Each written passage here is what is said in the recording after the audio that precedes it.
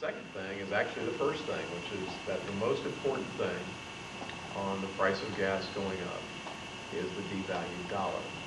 You go back to 2002, the dollar has devalued by 40%, and that's 40% of our problem with respect to gas prices. If the dollar is as strong as it was in 2002, we would be paying under $3 a gallon. And I don't think we'd be talking about gas prices, thank you, Steve. I don't think we'd be talking about gas prices, certainly not as a top issue, and arguably not even a top 5 issue. But because it's $4, there's something psychological about $4. Everyone's talking about it. But the number one problem is the devalued dollar. And back to your point about food prices and stuff, that's the number one problem with food prices.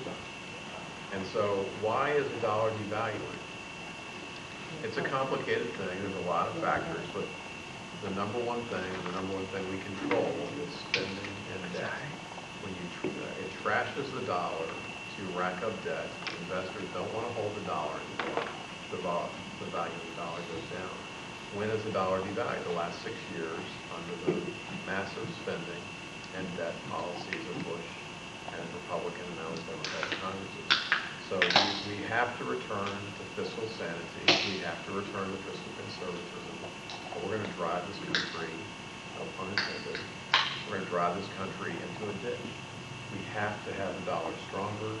That is the number one way to get your gas prices and food prices taken care of. So fiscal conservatism is the number one issue out there. We've got to quit treating the federal government like Santa Claus. We can't bail out the housing industry and the banking industry and a $300 billion farm bill and a $168 billion macro stimulus package, a $500 billion war in Iraq. After a while, it's real money.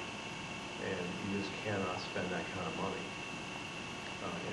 indefinitely and not trash the dollar, which is what we have right now. So that is a huge issue. The Republicans and Democrats will not talk about that issue. One, it's a little sophisticated, so they like sticking to easier sound bites. Second, they're the cause of the problem, so of course they're not going to talk about it. But we have to come back to fiscal sanity. Another big issue, of course, the war in Iraq.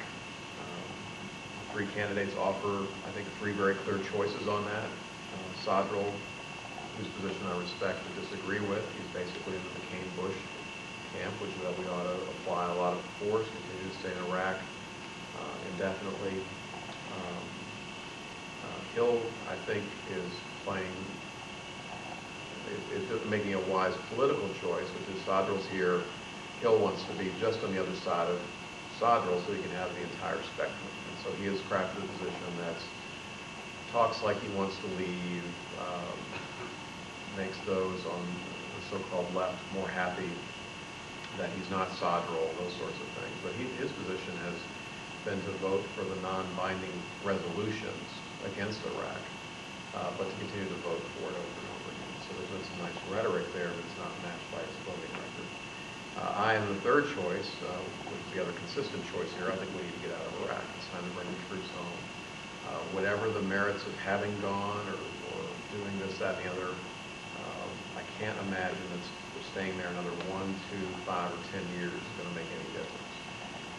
If you are a supporter of the war in Iraq, then I would, again, ask you to make sure you finance it with current taxes rather than debt. Again, the Republicans have had the courage to cut taxes modestly, but because spending is up, because they insist on spending for everything, the credit card approach to this is just not appropriate.